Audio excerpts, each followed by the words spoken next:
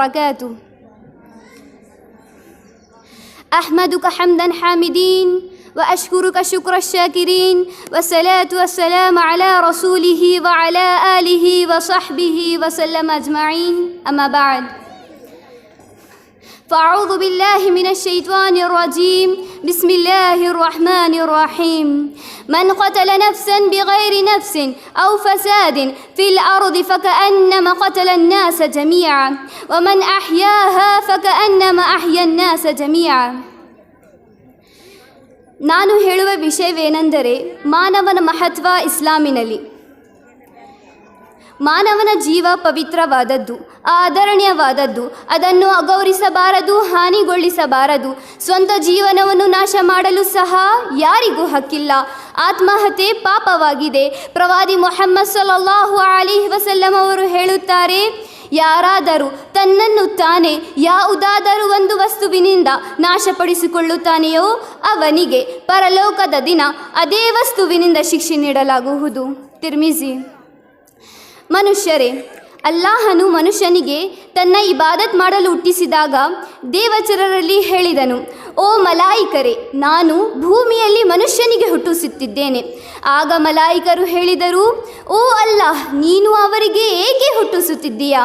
ಆಗ ಅಲ್ಲಾಹನು ಹೇಳಿದನು, ನನಗೆ ಗೊತ್ತಿರುವುದು ನಿಮಗೆ ಗೊತ್ತಿಲ್ಲ. ಇದರ ಬಗ್ಗೆ ಅಲ್ಲಾಹನು ಕುರ್ಆನಿನಲ್ಲಿ ಹೇಳುತ್ತಾನೆ. ಸೂರ ನಂಬರ್ 7 ಸೂರತುಲ್ ಬಕ್ರಾ ಸೂಕ್ತ ನಂಬರ್ 38. ಫಅಊದು ಬಿಲ್ಲಾಹಿ ಮಿನಶ್ ಶೈತಾನಿರ್ ರಜೀಮ್. ಬಿಸ್ಮಿಲ್ಲಾಹಿರ್ ರಹ್ಮಾನಿರ್ ರಹೀಮ್.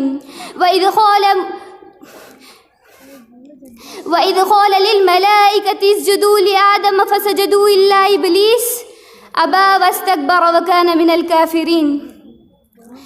ಈ ಸೂಕ್ತದಲ್ಲಿ ನಮಗೆ ಮನುಷ್ಯನ ಪ್ರಾಮುಖ್ಯತೆ ಗೊತ್ತಾಗುತ್ತದೆ. ಆದರೆ ನಾವು ಈ ಭೂಮಿಯಲ್ಲಿ ನಿರಪರಾಧಿಯನ್ನು ಕೊಲ್ಲುತ್ತಿದ್ದೇವೆ. ಇದು ಬಹಳ ಪಾಪವಾಗಿದೆ. ಯಾರಾದರೂ ಒಬ್ಬ ಮನುಷ್ಯನನ್ನು ಕೊಂದರೆ ಅದರ ಬದಲು ನಾವು ಒಬ್ಬ ಮನುಷ್ಯನಿಗೆ ಕೊಲ್ಲಬೇಕು. ಆದರೆ ನಾವು ಒಬ್ಬ ಮನುಷ್ಯ ಪಾಪ ಮಾಡಲಿಲ್ಲ, ಆದರೂ ನಾವು ಅವನಿಗೆ ಕೊಂದರೆ ಇದು ಬಹಳ ಪಾಪವಾಗಿದೆ. ಅಲ್ಲಾಹನು ಇದರ ಬಗ್ಗೆ ಕುರ್ಆನಿನಲ್ಲಿ ಹೇಳುತ್ತಾನೆ. ಸೂರ ನಂಬರ್ 5 ಸೂರತುಲ್ ಮಾಯಿದಾ ಸೂಕ್ತ ನಂಬರ್ 32. ಬಿಸ್ಮಿಲ್ಲಾಹಿರ್ ರಹ್ಮಾನಿರ್ ರಹೀಮ್. من قتل نفسا بغير نفس أو فساد في الأرض فكأنما قتل الناس جميعا ومن أحياها فكأنما أحيا الناس جميعا.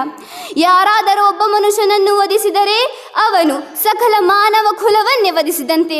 ಹಾಗೆಯೇ ಯಾರಾದರೂ ಒಬ್ಬ ಮನುಷ್ಯನನ್ನು ರಕ್ಷಿಸಿದರೆ ಅವನು ಸಕಲ ಮಾನವ ರಾಶಿಗೆ ಜೀವದಾನ ಮಾಡಿದಂತೆ. ಸಹೋದರಿಯರೇ, ಮಾನವನ ಮಹತ್ವ ಇಸ್ಲಾಮಿನಲ್ಲಿ ಎಂತಹ ಮುಖ್ಯವಾಗಿದೆ ಎಂದು ಈ ಮಾತಿನಿಂದ ತಿಳಿಯುತ್ತದೆ. ಈ ಜಗತ್ತಿನ ಮೊದಲ ಕೊಲೆ ಆದಮವರ ಮಗನಾದ ಹಾಬಿಲ್ನಿಂದ ಆಯಿತು. ಇದರ ಪಾಪ ಎಂತಹ ದೊಡ್ಡದೆಂದರೆ ಹದೀಸಿನಲ್ಲಿ ಬರುತ್ತದೆ. ಪ್ರವಾದಿ ಮುಹಮ್ಮದ್ ಸಲ್ಲಲ್ಲಾಹು ಅಲೈಹಿ ವಸಲ್ಲಂ ಅವರು ಹೇಳುತ್ತಾರೆ, ಲಾ ತಖ್ತುಲು ನಫ್ಸುನ್ ظುಲ್ಮನ್ ಇಲ್ಲಾ ಕಾನ ಅಲಾ ಇಬ್ನು ಆದಮಿಲ್ ಅವ್ವಲಿ ಕಿಫ್ಲುನ್ ಮಿನ್ ದಮಿಹಾ ಲಿಅನ್ನಹು ಅವ್ವಲ ಮನ್ ಸನ್ನಿಲ್ ഖತ್ಲ್. ಯಾರಾದರೂ ಅನ್ಯಾಯವಾಗಿ ವಧಿಸಲ್ಪಟ್ಟರೆ ಆತನ ರಕ್ತದಿಂದ ಒಂದು ಪಾಲು ಆದಮವರ ಪ್ರಥಮ ಪುತ್ರನಿಗೆ ಸಿಗುತ್ತದೆ.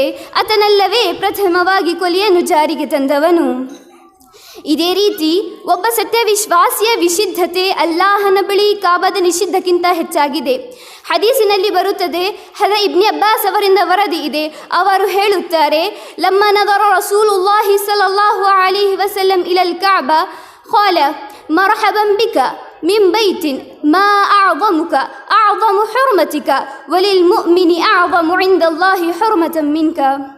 ಪ್ರವಾದಿ ಮುಹಮ್ಮದ್ ಸಲ್ಲಲ್ಲಾಹು ಅಲೈಹಿ ವಸಲ್ಲಂ ಕಾಬಾದ ಕಡೆಗೆ ನೋಡುತ್ತಾ ಹೇಳುತ್ತಾರೆ, ಹೇ ಕಾಬಾ, ನಿನ್ನ ಮಹತ್ವದ ಬಗ್ಗೆ ಏನು ಹೇಳಬೇಕು? ನಿನ್ನ ನಿಷಿದ್ಧತೆಯಂತಹ ಮಹಾನ್ ಆಗಿದೆ. ಆದರೆ ಒಬ್ಬ ಸತ್ಯವಿಶ್ವಾಸಿಯ ವಿಶುದ್ಧತೆ ಅಲ್ಲಾಹನ ಬಳಿ ನಿನ್ನ ನಿಷಿದ್ಧಕ್ಕಿಂತ ಹೆಚ್ಚಾಗಿದೆ. ಕೊನೆಯಲ್ಲಿ ಹೇಳುವುದೇನೆಂದರೆ, ಅಲ್ಲಾಹನು ನಮಗೆ ಸ್ವಂತ ಜೀವನವನ್ನು ನಾಶ ಮಾಡಲು ಹಕ್ಕು ನೀಡಲಿಲ್ಲ. ಹಾಗಾದರೆ ಬೇರೆಯವರ ಜೀವವನ್ನು ನಾಶ ಮಾಡಲು ನಮಗೆ ಯಾವ ಹಕ್ಕಿದೆ? ಕೊನೆಯಲ್ಲಿ ಅಲ್ಲಾಹನ ಬಳಿ ಪ್ರಾರ್ಥನೆ ಮಾಡುವುದೇನೆಂದರೆ, ಓ ಅಲ್ಲಾಹ್, ನಮ್ಮೆಲ್ಲರಿಗೂ ನಿನ್ನ ಆದೇಶದ ಪ್ರಕಾರ ನಡೆಯಲು ತೌಫೀಕು ನೀಡು ಮತ್ತು ನಮ್ಮ ಕೈಯಿಂದ ಯಾರಿಗೂ ತೊಂದರೆ ಆಗುವುದರಿಂದ ಉಳಿಸು. ಅಸ್ಸಲಾಮು ಅಲೈಕುಂ.